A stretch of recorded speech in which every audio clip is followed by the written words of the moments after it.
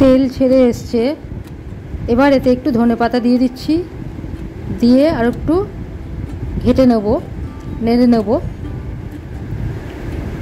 তারপরে কি করতে হবে দেখাচ্ছি আস্তে আস্তে।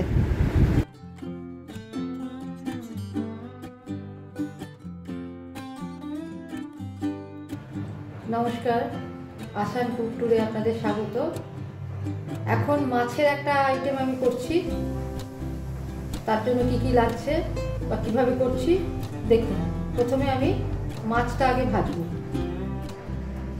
এখানে আমি 4 পিস মাছ নিয়ে নিয়েছি।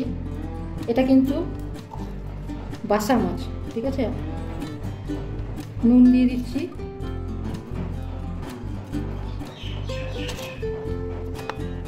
হলুদ,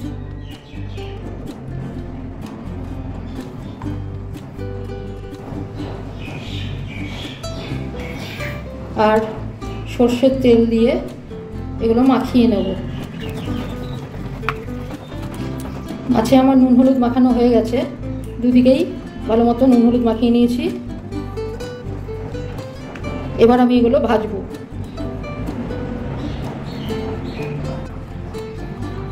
কড়াতে তেল দিয়ে দিচ্ছি,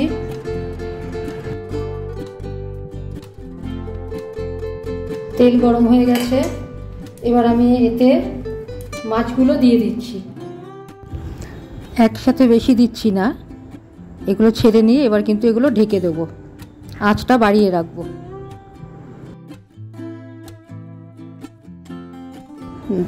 ঢাকাটা খুলে একটু দেখবো, 1 পিঠ ভাজা হয়ে গেছে, উল্টে দেবো এবার। আর যে যেরকম ভাজা পছন্দ করেন সেরকম করবেন। কেউ যদি হালকা ভাজা পছন্দ করেন তাহলে তাই করবেন, কেউ যদি মনে করেন যে না একটু কড়া ভাজা তাহলে সেটাও করতে পারেন। তবে যেগুলো আঁশহীন মাছ সেগুলো কিন্তু একটু কড়া ভাজলেই ভালো হয় আর কি। তারপরে আবার ঢেকে দেবো। মাছ ভাজা হয়ে গেছে, এবার এগুলোকে তুলে নেব, তারপরে বাকিগুলো ভাজবো।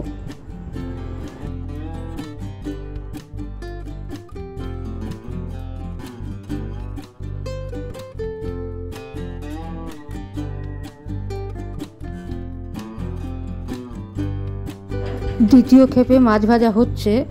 এদিকে আমি 2টো মাঝারি সাইজের পেঁয়াজ, 4টে কাঁচা লঙ্কা, 1 ইঞ্চি আদা কুচি করে কেটে নিয়েছি, 7-8 কোয়া রসুন আর একটা মাঝারি সাইজের টমেটোর 4 ভাগের 1 ভাগ নিয়েছি। এগুলো এবার আমি বেটে নেব, ওটা ততক্ষণ ভাজা হতে থাকুক।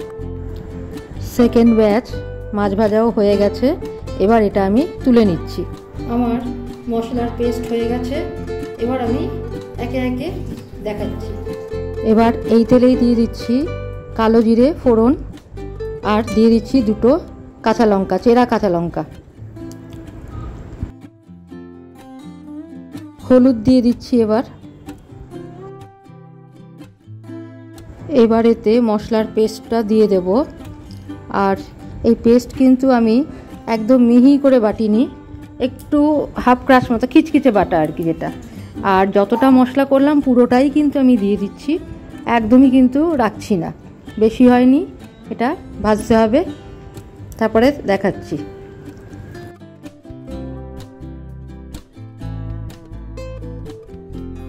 এতে পরে আরও তেল দেব আমি।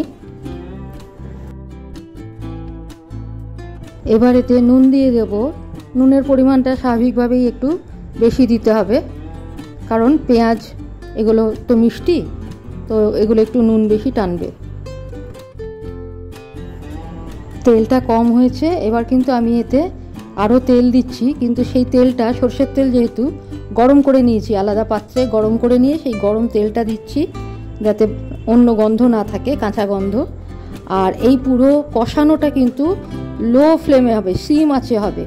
এটা করে দিয়ে লো ফ্লেম করে দিয়ে আমি এটা ঢেকে দিচ্ছি, ধীরে ধীরে কিন্তু এটা কষানো হবে। মাছের যে মশলাটা সেটা কষানো হচ্ছে সিম আছে যেহেতু, তো একটু টাইম লাগবে। এক্ষেত্রে বলি যারা নতুন পুরনো বা যারা রান্না করেন আর কি, যেটাতে আঁশহীন মাছ এবং বড় সাইজের মাছ সেগুলো একটু তেল মাখিয়ে ভাজতে হয়, তাহলে একটু কম মানে ফাটে। আর আঁচটা খুব বেশি তখন দেওয়া যাবে না, তেল আগে খুব গরম করে নিয়ে, এগুলো টিপস নতুনদের জন্য বলছি। প্রথমে তেলটা খুব বেশি গরম করে নিতে হবে, তারপরে নুন হলুদ তেল বা শুকনো লঙ্কা গুঁড়ো যদি কেউ মাখিয়ে নিতে চান সেটাও করতে পারেন, করে নিয়ে তারপরে এটা আঁচটা কমিয়ে দিয়ে ছাড়বেন মাছটা, এটা একটা ব্যাপার গেল। আর এই সমস্ত মাছে কিন্তু মানে সাধারণ মাছে যেরকম হয় একরকম গন্ধ, আর আঁশহীন মাছের কিন্তু আর এক রকম গন্ধ, বিশেষ করে এই তেল মানে আর মাছ, বাসা মাছ, তারপরে রিঠা মাছ। হ্যাঁ, তো আমার তো হাসি লাগছে, আমাদের বাড়িতে কিন্তু অনেকে এখানে রিঠা মাছের নাম শোনেনি আর কি, চেনা তো দূরের কথা। যাই হোক, তো এইসব মাছগুলোতে কিন্তু একটু যদি মানে জিরে গুঁড়ো ধনে গুঁড়ো ছাড়া দেওয়া যায়, করা যায়, তাহলে কিন্তু মাংসের মতো লাগে। আজকে আমি সেটাই করবো, আমি কিন্তু কোনো ধনে জিরে গুঁড়ো এগুলো কিচ্ছু দিচ্ছি না, ঠিক আছে? এবং মশলাটাকে বেশিক্ষণ ধরে কষাবো, ঠিক আছে? তো এবার আরও একটু কিছু জিনিস আমি অ্যাড করবো, চলুন দেখি কী অবস্থা। তো ঢেকে রেখে দিয়েছি, হচ্ছে ওটুক হচ্ছে, একদম তেল ছেড়ে বেরোবে, তারপরে আমি বাকি প্রসেস করবো। কিন্তু তাও এখন কিছু জিনিস আমি দিতে পারবো, দেবো, চলুন দেখি। কম হয়েছে তাই আমি তেল দিলাম। নতুনদের উদ্দেশ্যে বলছি যে সর্ষের তেল কিন্তু কাঁচা দিলে একটা অন্যরকম গন্ধ থাকে, তো আমার সেই গন্ধটা দরকার নেই, যদিও সেই গন্ধটাও ভালোই লাগে। তো কী করলাম, সাইডে এগুলো তেল একদম শুকিয়ে গেছিলো কিন্তু, হ্যাঁ, সাইডে এগুলো সরিয়ে দিয়ে মাঝখানে একটু কাঁচা তেল দিয়েছি, গরম হলে পরে তারপরে ঘেঁটে দেবো, ঠিক আছে? এটা হচ্ছে টিপস বলা যায়। সাইডে যে কোনো সবজি থাকলেও এরকম হতে পারে কখনো যে আপনার সর্ষের তেল দরকার, তো সর্ষের তেল কাঁচা দিলে তার টেস্ট কিন্তু অন্যরকম হয়ে যাবে। এই দেখুন আস্তে আস্তে এই মাঝখানটা গরম হচ্ছে, ফেনা উঠে আসছে, আমার কিন্তু আঁচ একদম সিমেই রয়েছে। এটা তেলটা গরম হয়ে গেলে আমি একটু ঘেঁটে দিয়ে আবার ঢেকে দেবো, যাতে তেল ছেড়ে বেরিয়ে আসে। কাঁচা তেলে ফেনা হয় আর কি, যে মাঝখানটা ফেনা হয়েছে, ফেনাটা কিন্তু কমে আসছে মোটামুটি। এখন তেলটা গরম হয়ে গেছে, এবার আমি কিন্তু এটা একটু ঘেঁটে দেবো। এবার এটাকে একটু ঘেঁটে দিচ্ছি, তেল কিন্তু গরম হয়ে গেছে। এবার এখান থেকে এই মশলা থেকে একটু জলো ভাবটা আসছে, সেই জন্য এরকম হয়ে আছে, ঠিক আছে? এই দেখুন এগুলো কিন্তু চলে যাচ্ছে। হ্যাঁ, এবার একটু এটাকে আমি ঘেঁটে দেবো।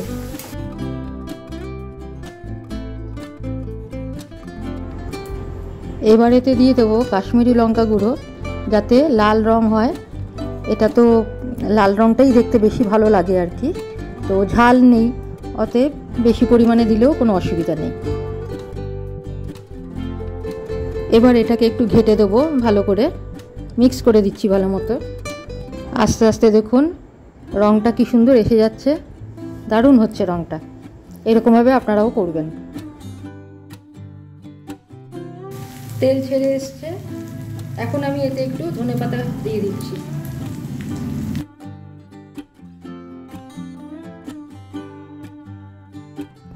এবার এতে দিয়ে দিচ্ছি অনেকটা পরিমাণে উষ্ণ গরম জল, হালকা উষ্ণ। আর জলের পরিমাণটা যার যেরকম ইচ্ছে সেরকম দেবেন।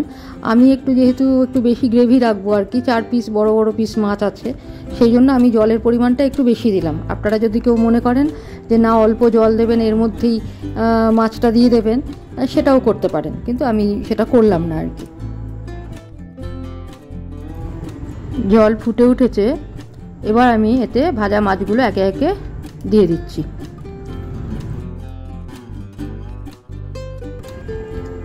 পাঁচ মিনিট পরে আমার জল একদম শুকিয়ে এসছে এবং উপরে তেল ছেড়ে বেরিয়ে এসছে। এবার আমি গ্যাস অফ করে দিচ্ছি, আমার রান্না কিন্তু হয়ে গেল, ঠিক আছে? বাসা মাছের রসা রেডি টু সার্ভ। আজকের মতো এখানেই রাখছি। আমার বাসা মাছের রসা কেমন লাগলো রান্না করে জানাবেন কমেন্টে। লাইক শেয়ার সাবস্ক্রাইব করতে ভুলবেন না। আজকের মতো এখানেই রাখছি, ভালো থাকবেন, ধন্যবাদ।